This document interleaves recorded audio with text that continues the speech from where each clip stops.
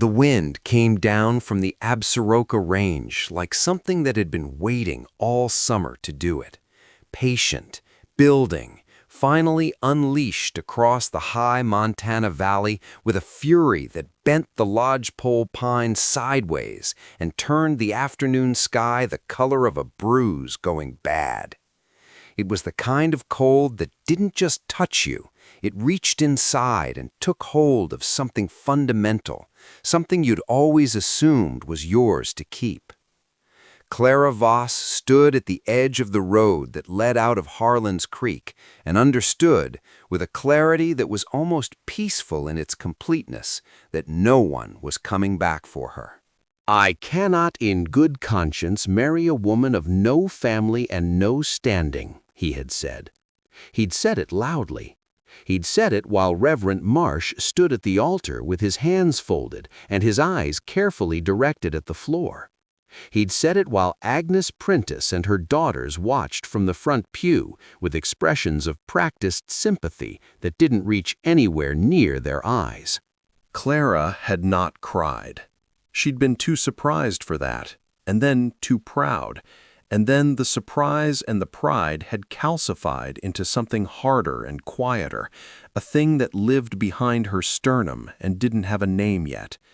She'd walked out of the church with her carpet bag. She'd brought it in that morning because Thomas had asked her to, because they were meant to leave for the homestead directly after the ceremony. And she'd walked past the hitched horses and the people watching from doorways, and she'd kept walking until the town was behind her. She hadn't thought about the weather. That was the honest truth of it. She hadn't thought about much of anything except the specific weight of public humiliation, which is heavier than most other weights and settles differently in the body. It pools in the stomach and tightens the throat and makes the world simultaneously very distant and very sharp-edged, so that she had noticed, in perfect detail, the yellow ribbon on Agnes Prentice's bonnet and the way the Reverend's left shoe had a crack along the sole, and had not noticed at all that the sky was doing what Montana skies do in November when they have decided to stop tolerating human inconvenience. Now she noticed. The snow was not falling so much as being thrown. It came sideways, then at some angle that didn't have a name, packing against her face and the front of her good wool coat, her one good wool coat, which was good for Ohio Novembers and was proving insufficient for this. She could not see the road anymore. She could see approximately 6 feet in any direction and then nothing, just the moving white. And she was aware with a deepening animal certainty that she was going to die here if she stood still much longer. Not metaphorically, not dramatically, just a practical death from cold and exposure, alone on a mountain road in a state that didn't know she existed. She began to walk. She didn't know where she was walking to. She walked because it was the only alternative to stopping, and stopping was no longer acceptable. She walked with her carpet bag and her frozen feet, and her jaw clenched so hard her teeth ached, and she thought, with a kind of furious clarity, that she would not give Thomas Aldrich or Agnes Prentice or the Methodist congregation of Harlan's Creek the satisfaction of finding her body in the spring thaw. She would not. It was perhaps not the most elevated motivation for survival, but it kept her legs moving, and that was enough. She walked for what felt like a very long time. The cold stopped being a sensation and started being a condition, the way darkness isn't something you feel, but something you simply exist inside. Her thoughts slowed and simplified. One foot, then the other. The wind is from the left. Lean into it. 1 foot. She almost walked into the fence before she saw it. A rough-hewn post and rail construction emerging from the white like a sentence in a foreign language. She grabbed it. The wood was solid and real, and she held it the way you hold something when you have stopped being certain the world is real. And then she followed it with her hand, post to post, moving along what she slowly understood was the boundary of a property. Someone's property. Someone had built this fence, which meant someone lived here, which meant there was a somewhere to be. The cabin appeared the same way the fence had, suddenly, and as if it had always been there, waiting for her to be desperate enough to find it. It was low and solid, built from squared logs with the chinking gone gray, a single window with yellow light pressing through it like a secret.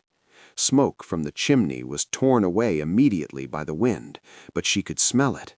Wood smoke and something else, pine resin, animal warmth, and it was the most beautiful smell she had ever encountered in her life. She reached the door and knocked. Her hand produced almost no sound against the thick wood. She knocked again, harder, using the side of her fist. The door opened. The man who filled the frame was large in the way that mountains are large, not imposing so much as simply there, solid and permanent and indifferent to opinion. He was perhaps 40, perhaps older, with a beard the color of dark timber going gray at the jaw, and eyes the pale, specific gray of winter sky just before snow.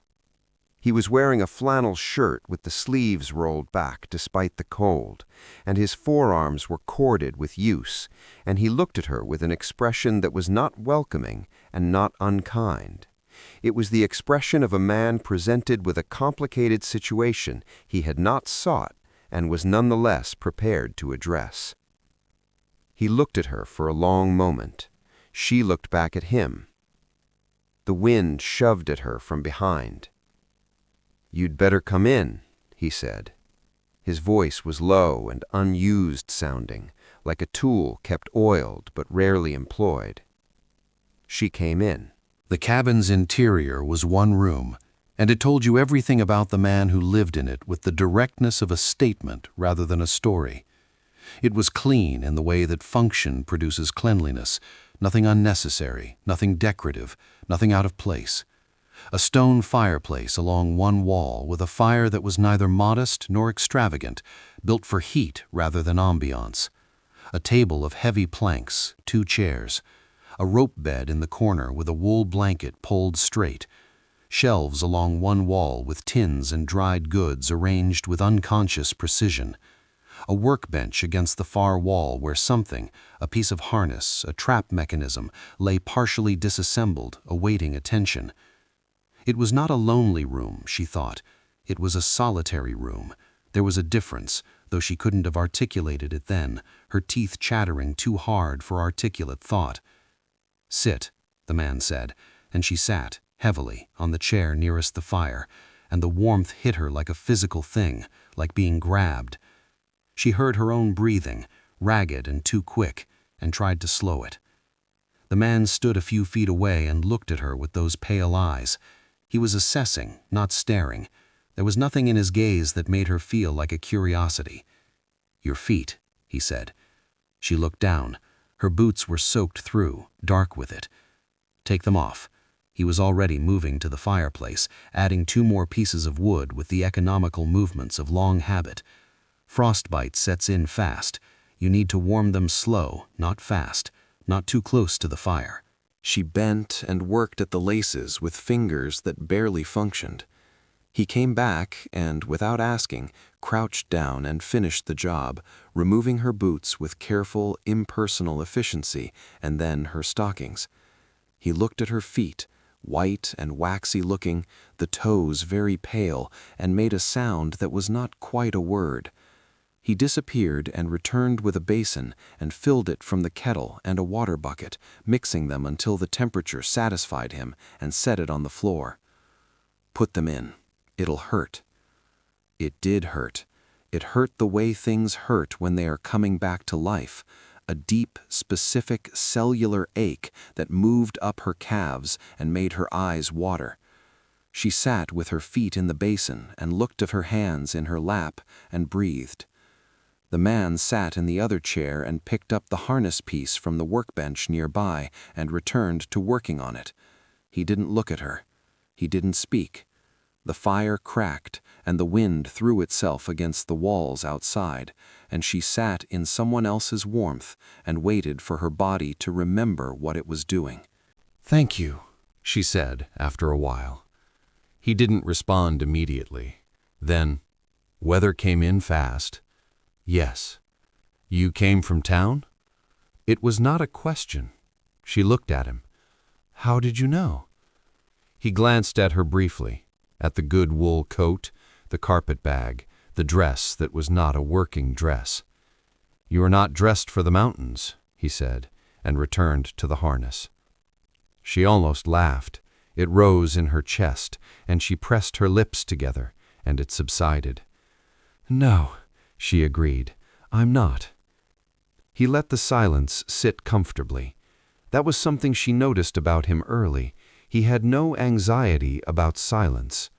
Most people she had known used words to prevent silence, the way you build a wall to prevent a view you don't want.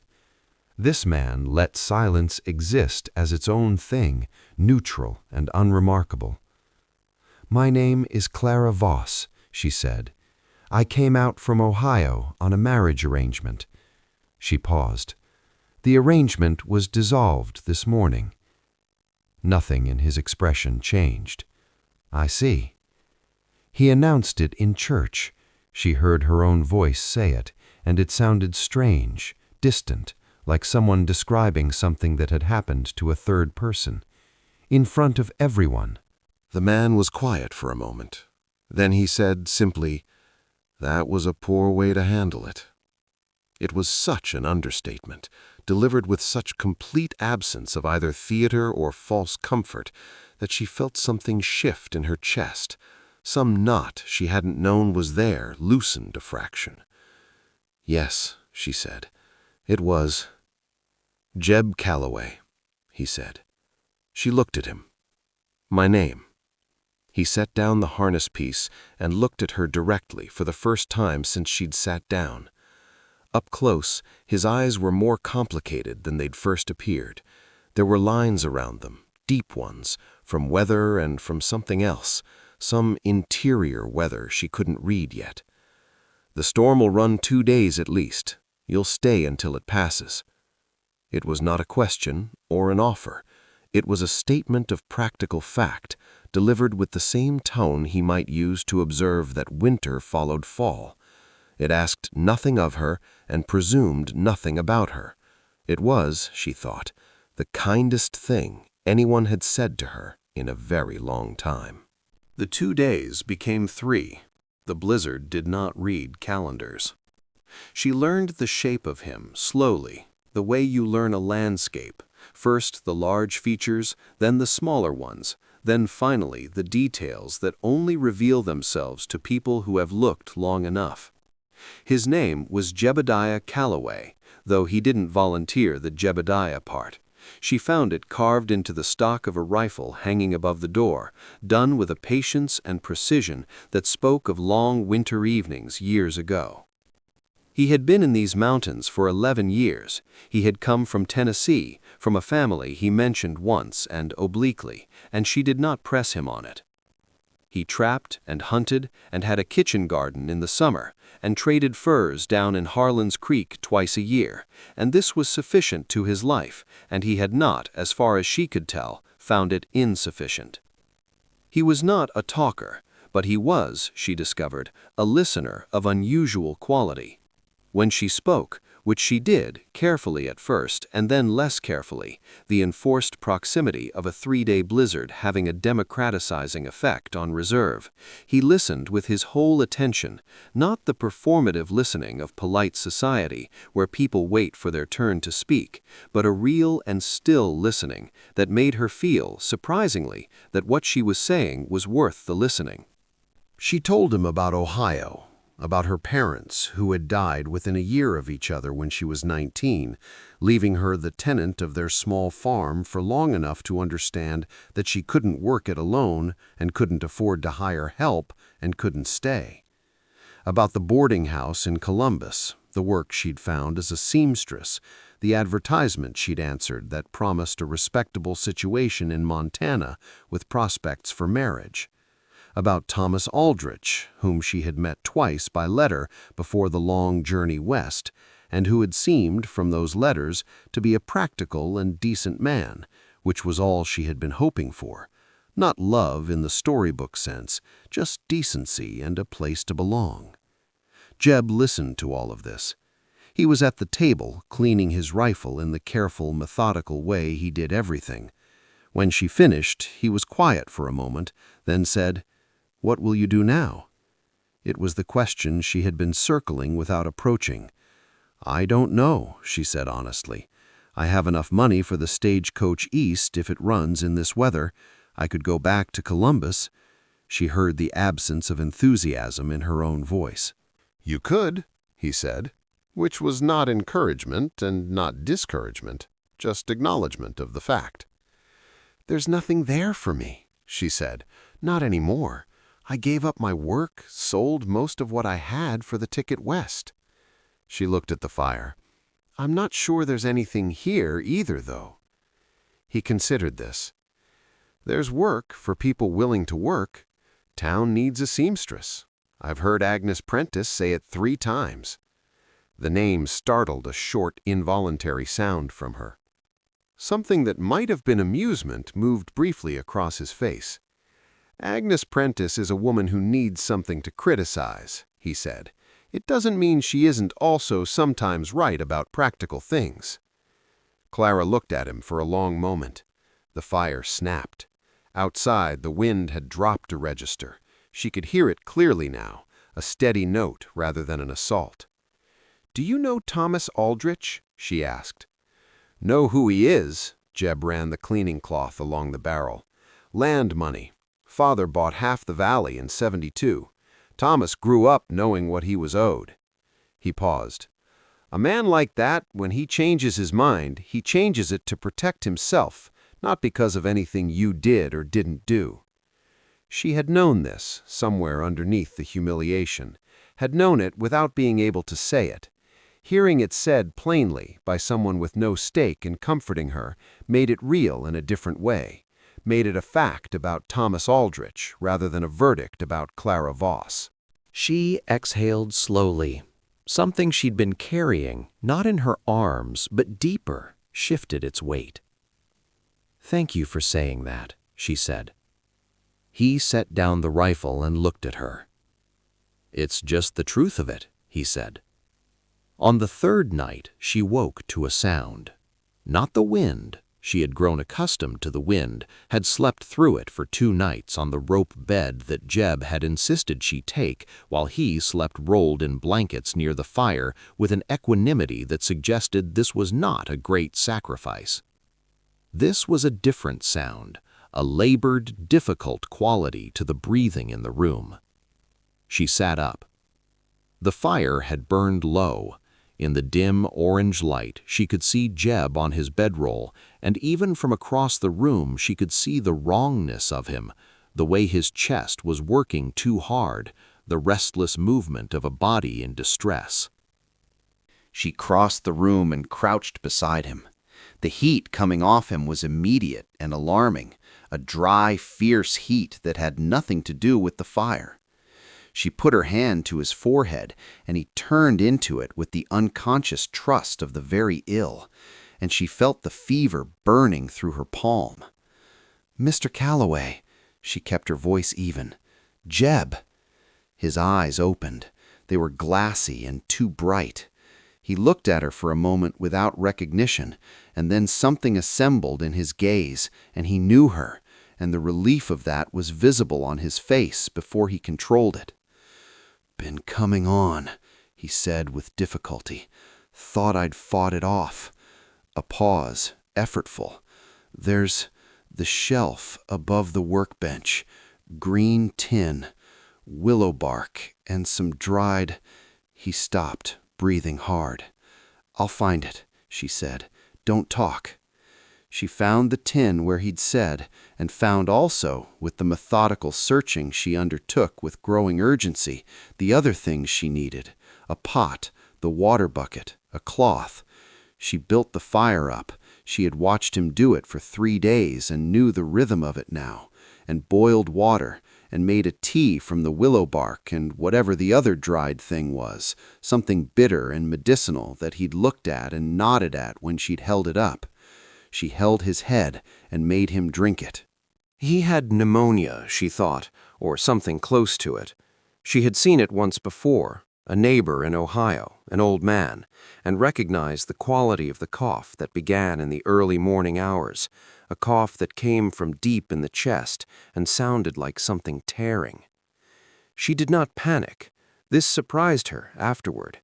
What she felt was something focused and clear and purposeful, a state she'd been in only rarely, once when her father's barn had caught fire and she'd gotten the horses out, and once when she'd found a child face down in a ditch in Columbus and pulled her out and revived her. And now, a part of her brain stepped to the front and the rest fell quiet, and she simply did what needed doing. She kept the fire high. She refreshed the willow bark tea every few hours. She changed the cloth on his forehead with the regularity of a clock.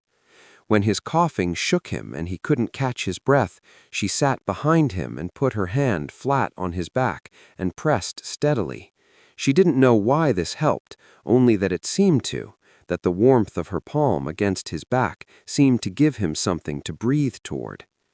In the long, dark hours of that night, when his breathing had steadied slightly and she was sitting beside him watching the slow rise and fall of his chest, he opened his eyes and looked at her with something clear and wondering in his gaze. "You should sleep," he said. "In a while," she said. He was quiet. The fire whispered. Then, "You didn't have to stay." "Where would I go?"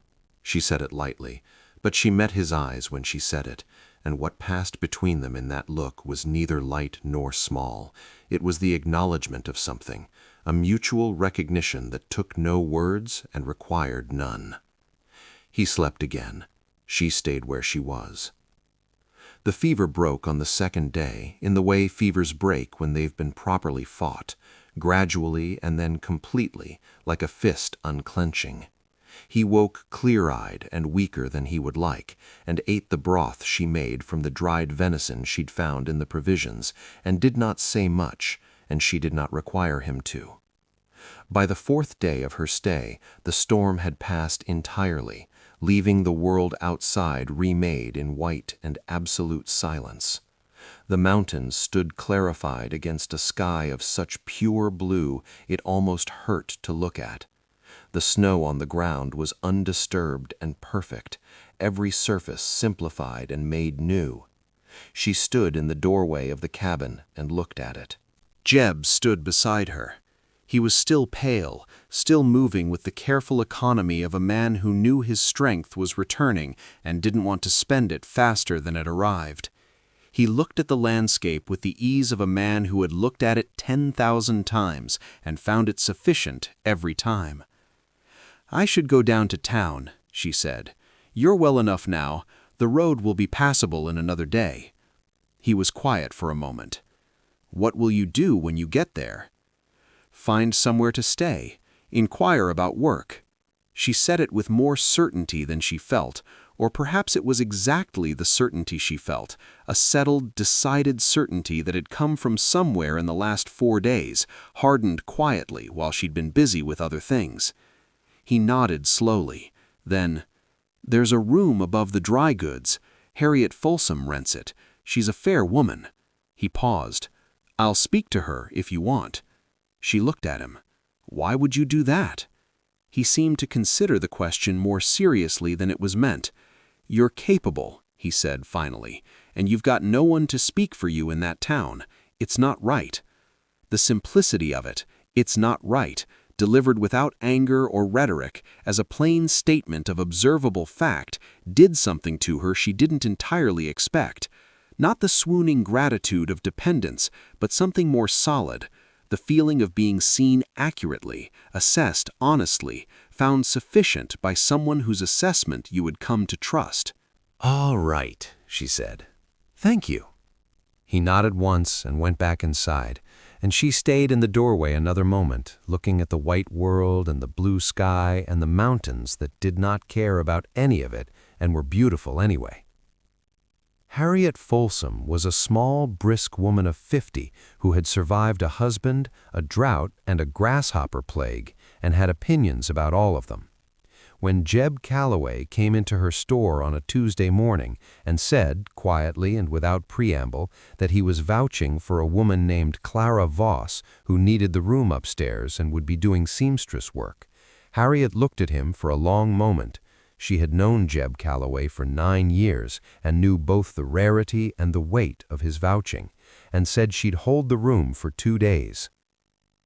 Clara arrived on the second day, carpet bag in hand, and Harriet took one look at her and made a sound of private assessment and showed her upstairs. The room was small and clean, with a window that faced the mountains. There was a table and a chair and a bed with a quilt on it that had seen use and was the better for it. Clara set down her bag and stood in the middle of the room and put her hand flat against the wall, solid, real, and understood that this was hers, for now, and that for now was enough. The town was not welcoming. Towns rarely are to women who remind them of their own behavior. There were looks in the general store and a certain freezing quality in conversations that had been warm before she'd become the woman Thomas Aldrich had refused in front of God and the Prentice family. Agnes Prentice passed her on the street without acknowledgement, her daughters trailing her like ducklings learning to ignore things. Clara did not perform distress for them. She opened her carpet bag and took out her sewing kit, needles, thread, 2 pairs of scissors, and she knocked on doors and she showed people her work, and she did not ask for charity or pity or anything except the chance to be of use. Within 3 weeks, she had more work than she could complete in a day's sitting. The thing about being a fine seamstress in a frontier town is that the frontier does not produce fine seamstresses in quantity, and the women of Harlan's Creek had been making do with their own middling work and the irregular and expensive offerings of a woman in the next valley for long enough that their patience for making do was wearing thin. Clara's hands knew what they were doing, had known it since girlhood, since her mother had put a needle in her hand and said, "Watch," and the evidence of it was hard to argue with. Agnes Prentice argued with it for approximately 2 weeks before sending her eldest daughter with a dress that needed altering. Clara altered it without comment. The dress came back, and Agnes Prentice wore it to Sunday service, and 3 women complimented her on it before she could fairly take credit, and that was effectively the end of Agnes Prentice's argument. Thomas Aldrich she saw only once, in the road outside the dry goods, and he had the particular look of a man who has done something he cannot entirely justify to himself, and has organized his face around the project of not thinking about it. He tipped his hat. She inclined her head. Neither of them slowed their walking. It was sufficient. Jeb came down from the mountain in February, as he did twice a year, with furs to trade and a list of provisions. He came into the dry goods and conducted his business with Harriet in his usual quiet way, and then, and Harriet noticed this, and later said nothing about it to anyone, which cost her considerable effort, he walked to Clara's room above the store and knocked on the door. She opened it. She was wearing a work apron with pins along the collar, and her hair was up but coming down on one side, and she had the slightly distracted air of a person interrupted in the middle of something that requires counting. She looked at him. He looked at her. Something in his face, in the pale gray eyes, in the set of his jaw, was different from how it had been at parting, less settled, as though some internal landscape had been rearranged in his absence and he was adjusting to its new topography. "I brought you something," he said. He held out a small bunch of dried wildflowers, the kind that bloomed briefly on the mountain slopes in August and were unremarkable in August and were remarkable now in February, their colors preserved by the dry cold, proof of a summer he had put away for later. She looked at the flowers. She looked at him. She took them and held them and said nothing for a moment. And in that moment, something that had been waiting patiently in both of them since a November night and a woman at a door arrived at its natural conclusion without drama or declaration, simply as the next true thing. "Come in," she said. "I'll make coffee." He came in. The room was small and full of the evidence of her, fabric and thread and the small tin of lavender on the windowsill, and a book open on the table, and he stood in the middle of it, and it occurred to him that a room could hold a person the way a valley holds weather, that you could read her in the arrangement of it, and what he read was someone who had taken what she'd been given and made something decent and real, without complaint and without asking permission. He sat in the chair. She made coffee on the small stove. They talked about ordinary things, the winter, the trap lines, her work, a family up the valley who'd had twins in January. They talked easily, with the ease of people who have shared a crisis and come out on the other side without requiring the crisis to justify their talking.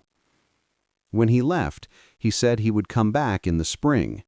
He said it the way he said most things, plainly, without ornamentation, as a fact about the future rather than a hope about it. She walked him to the door and said she'd be here. He nodded once.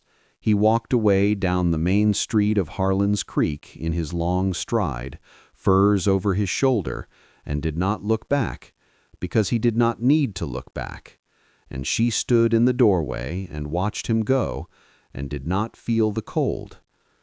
In May, when the mountain slopes were showing the first green and the creek was running high with snowmelt, Jeb Calloway came back to Harlan's Creek and did not leave again. He spoke to Harriet Folsom first, and then to Reverend Marsh.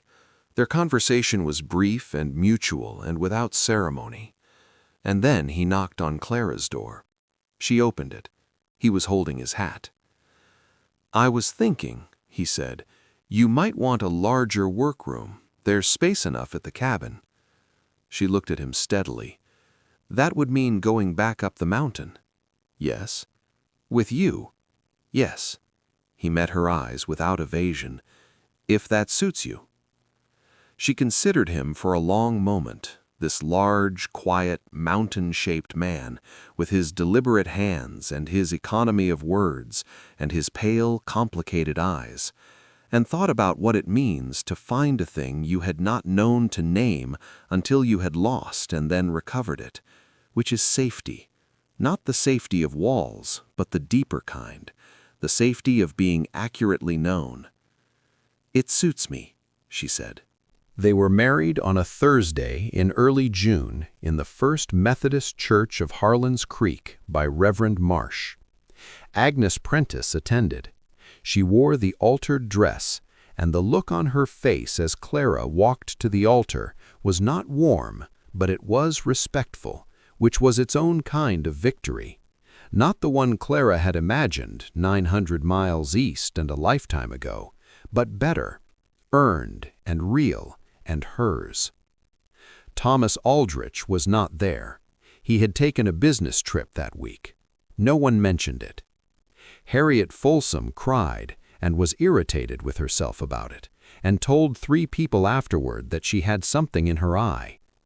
There are mornings now, in the deep quiet of the Absaroka foothills, when Clara stands on the porch of the cabin with her coffee, the porch that Jeb built in July, fitted precisely to the south-facing wall to catch the morning light, and watches the valley below go from gray to gold as the sun clears the eastern ridge. The mountains are unchanged.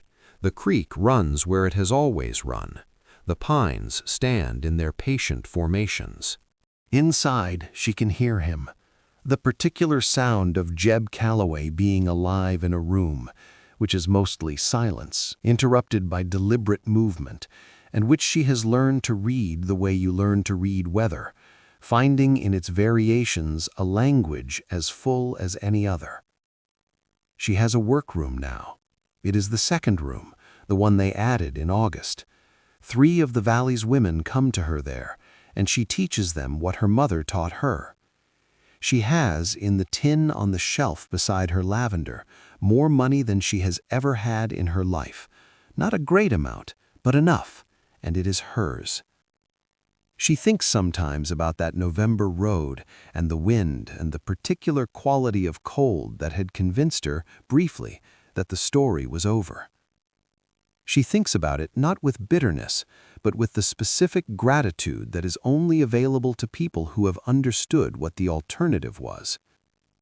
She brings her coffee to her lips, and the steam rises in the cold morning air, and somewhere behind her, Jeb opens the back door and goes to see to the horses, and the mountains hold still, and the morning holds still, and she stands in the middle of her own life and finds it, after everything, to be enough. More than enough. More than she knew to ask for from a road in a blizzard in a state that didn't know her name. It knows her name now.